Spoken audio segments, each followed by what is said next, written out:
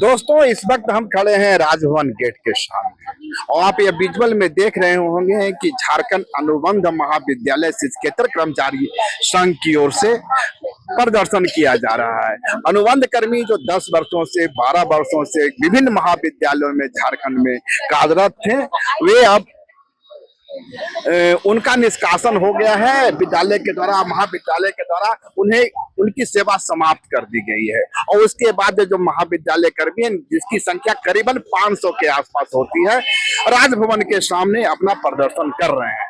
इस वक्त हमारे साथ है, क्या नाम हुआ आपका? मीरा राम। मीरा राम जी, क्या समस्या है आपको? सर, हम डोंडा कॉलेज से पिछले 11 साल से काम कर रहे थे। 1 अप्रैल से प्रिंसिपल सर बोल दिए कि आप लोग का सेवा समाप्त कर दिया जाता है, आप लोग को कॉलेज आने का जरूरत नहीं है। सर, अब बताइए कि हम लोग इतना समय देने के बाद में कॉलेज से अचानक ऐसे बिना नोटिस के हम लोग को हटा दिया गया है और हम लोग को काम करने। आप लोग की जो बहाली हुई थी अनुबंध कर्मी के रूप में हुई थी या प्लेसमेंट एजेंसी के माध्यम? अनुबंध कर्मी के, एजेंसी नहीं था, अनुबंध कर्मी के। क्या सैलरी थी आप लोग की? 8,000। 8,000 रुपया मंथली पर? 4,000 ही थी सर, लेकिन बाद में ये वर्मा सर आके 8,000 किए थे हम लोग की सैलरी। 8,000 में आपके परिवार की आजीविका चल जाती थी? अब जैसे भी मतलब हम लोग को कुछ तो सहारा था सर। अब 8,000 में भी अगर हम लोग नौकरी करने के लिए तैयार है तो हमारी कुछ ना कुछ तो मजबूरी है ना, इसलिए हम लोग 8,000 में भी कर रहे थे, लेकिन वो भी छीन लिया गया हमसे। तो सोचिए सर, हमारे परिवार का क्या होगा। मेरे छोटे छोटे बच्चे हैं सर, हम लोग को ये परेशानी है कि बेरोजगारी हो गया। अब हम लोग को आमदनी कहीं से नहीं है तो हम लोग खर्च कैसे चलाएंगे, ये सबसे बड़ा समस्या। आपने महाविद्यालय प्रशासन से अपनी पीड़ा रखने की कोशिश की, अपनी बात? जी सर, पीड़ा रखे थे, पर प्रिंसिपल सर बोले कि इसमें मैं कुछ नहीं कर सकता हूँ, ये ऊपर से यही आदेश आया है कि आप लोगों को काम नहीं करने दिया जाए। ऊपर का आदेश है? VC सर का। इसी सरकार ने? VC सर का। और इससे पहले जब हम लोग VC सर से मिलने गए थे पिछले साल, तो वो बोले कि हम आपको 40 हाथ है आप लोग हमारे कॉलेज के, आप लोग को कभी नहीं हटाएंगे, आप लोग कर्मचारी के बारे में सोचा जाएगा। लेकिन अचानक से VC सर भी हाथ खड़े कर दिए, वो आज हम लोगों को पहचान नहीं रहा है। आपका क्या नाम हुआ? मेरा सर सोनी कुमारी नाम हुआ। आप कितने दिन से कार्यरत हैं? सर, हम लोग भी 10-12 साल से। इसका ज्वाइनिंग, मेरा ज्वाइनिंग सबका साथ हुआ था सर। यूनिवर्सिटी में हम लोग से एक इंटरव्यू भी हुआ था सर, सारा सर्टिफिकेट भी जमा हुआ था यूनिवर्सिटी में। हम लोग 12 बरस से काम कर रहे हैं सर। काम हम लोग UG PG से लेके। कितना सैलरी मिलता था? हम लोग को 8,000 मिलता है सर, बस मात्र 8,000 रुपया। उसी में हम लोग का दिनचर्या जितने काम है सर।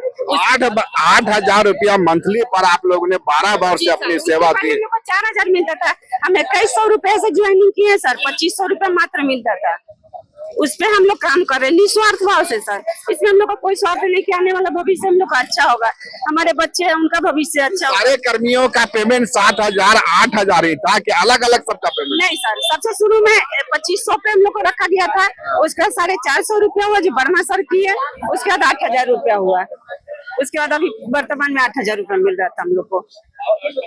कुछ लोग बता रहे थे कि इसमें जैक कर्मी भी है। जैक कर्मी ही है सर, एक लेटर आता था उसमें सिर्फ जैक लिखा हुआ था, जबकि आधार सबका वही है। BS तिवारी सर का साइन जैक में भी है और वोकेशनल में भी है।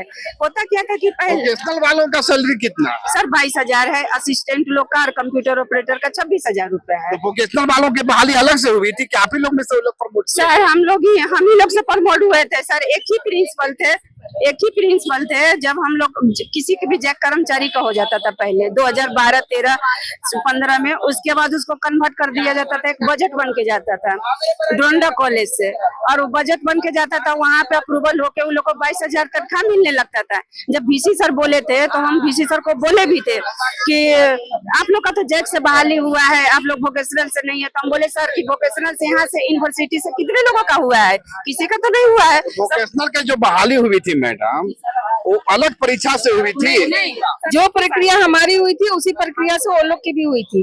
बस अंतर इतना है कि वो लोग का पैरवी था, इसलिए वो लोग को वोकेशनल में कर दिया गया।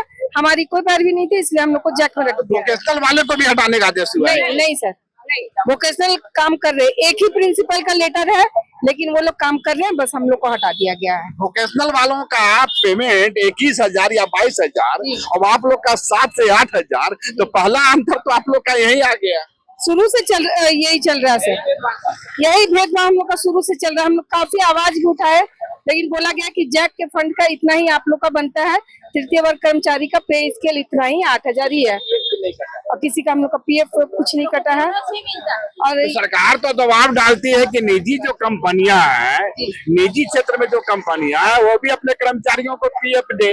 तो फिर सरकार अपने कर्मियों को पीएफ क्यों नहीं दे रही है? जब सरकार ही नहीं दे रही है अपने कर्मियों को पीएफ, तो निजी कंपनियों पर क्या दबाव क्या बनाएगी? पड़ेगा? ये सच है सर, लेकिन हम लोग क्या करें, हम लोग बहुत बार बोले कि हम लोग का भी पीएफ कटना चाहिए, पर इसके लिए कॉलेज प्रशासन कुछ भी नहीं किया। क्या नाम है आपका? जी मेरा नाम विश्वम्बर कुमार है। आप कहाँ से पद थे, किस विद्यालय में थे? जी मैं देवघर रमा देवी बालिका महाविद्यालय में हूँ, जो सिद्धू कानू विश्वविद्यालय के अंतर्गत आता है। और आज हम लोग ये अनिश्चितकालीन जो धरना प्रदर्शन है, ये दूसरा दिन है आज हम लोगों का।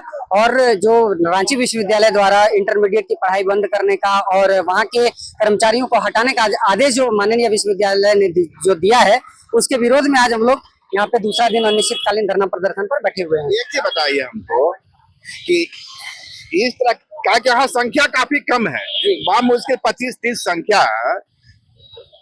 इस लेटर से जो बीसी की ओर से लेटर जारी हुआ है, उससे प्रभावित होने वाले कर्मियों की संख्या लगभग कितनी है? इसमें प्रभावित होने वाले कर्मियों की संख्या लगभग जो रांची विश्वविद्यालय में है, वो करीब 125 से 30 की संख्या में है। पूरे झारखंड में? पूरे झारखंड में अगर लेटर जारी होता है अन्य विश्वविद्यालयों में, तो उसकी संख्या लगभग 500 की संख्या में पूरे झारखंड में होगी। तो आप लोग जैक से थे या महाविद्यालय की ओर से? नहीं, हम लोगों को महाविद्यालय की स्तर से बहाली हुई थी, इंटरव्यू के माध्यम से हम लोगों का बहाली हुआ था, और महाविद्यालय ने हम लोगों का बहाली वहाँ पे किया था कि वहाँ के कार्यों का संपादन किया जा सके। कितना सैलरी थी आप लोग की? सैलरी मानदेय कहा? जी मानदेय हम लोगों का 8,000 जो कि अल्प वेतन है। और ये अल्प वेतन बोलने में भी शर्म लगता है सर, क्योंकि एक जो मजदूरी करता है ना, उसका जो दिन का है ना, वो 500 रुपया है। 8,000 रुपया प्रति माह 10 वर्ष काम करवा करके या 12 वर्ष करवा करके अब आपको महाविद्यालय बाहर का रास्ता दिखला रही है। जी बाहर का रास्ता दिखला रही है। और हम लोग 8,000 का हिस्ट्री नहीं है। हम लोग जो 3rd ग्रेड है वो 8,000 और 4th ग्रेड है वो 6,000, और ये पहले जो था वो 2,000 था, तो बढ़ करके अभी 8,000 हुआ है, और 2018 के बाद फिर नहीं बढ़ा है।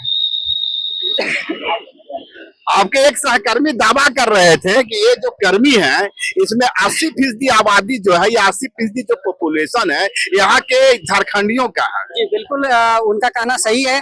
मैं तो कहता हूँ कि 80% ही नहीं, 90% में हम लोग झारखंडी हैं। और हम लोग झारखंडी मतलब कहिए तो आप अगर रेसिडेंस अगर नहीं मानते हैं, तो रेसिडेंस के आधार पर हम लोग अपना खाद्यान्न दिखा सकते हैं, जो 1932 का मेरा खाद्यान्न है।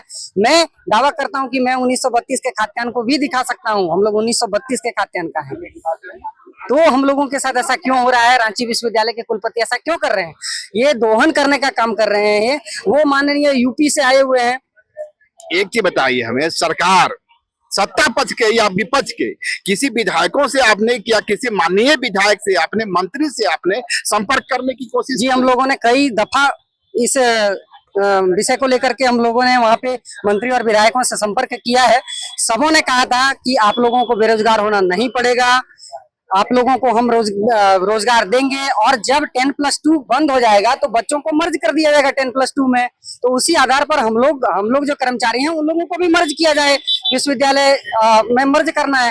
वो सरकार ने कहा था, वो आश्वासन दिया था माननीय मंत्री, माननीय विधायक, जहाँ भी हम लोग मिले हैं वहाँ पे हम लोगों को आश्वासन मिलता है। और हम लोगों को आज भी हम लोगों ने हौसला नहीं खोया है। हम लोगों को सरकार पर पूर्ण विश्वास है कि हम लोग जो झारखंडी हैं, हम लोग जो मूलवासी हैं, आदिवासी भाई बहन हैं, सब लोगों के साथ न्याय होगा और हम लोगों को सरकार रोजगार देगी। हम लोगों को ये पूर्ण विश्वास है। लेकिन एक सरकार तो कहती है कि आउटसोर्सिंग गलत है, आउटसोर्सिंग के पक्ष में हेमंत सरकार कहीं भी नजर नहीं आती। बावजूद इसके बीसी इस तरह की चिट्ठी निकाल रहे हैं।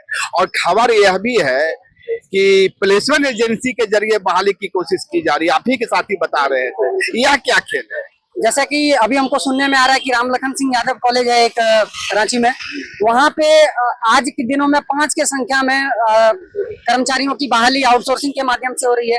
आप लोग को हटाया गया, उधर आउटसोर्सिंग के माध्यम से, प्लेसमेंट एजेंसी के माध्यम से बहाली कर दी गई। यूनिवर्सिटी के माध्यम से किया जा रहा है। माननीय वाइस चांसलर को मैं बताना चाहता हूँ कि सर, कहीं भी आउटसोर्सिंग बहाली सरकार वैध नहीं मानती है।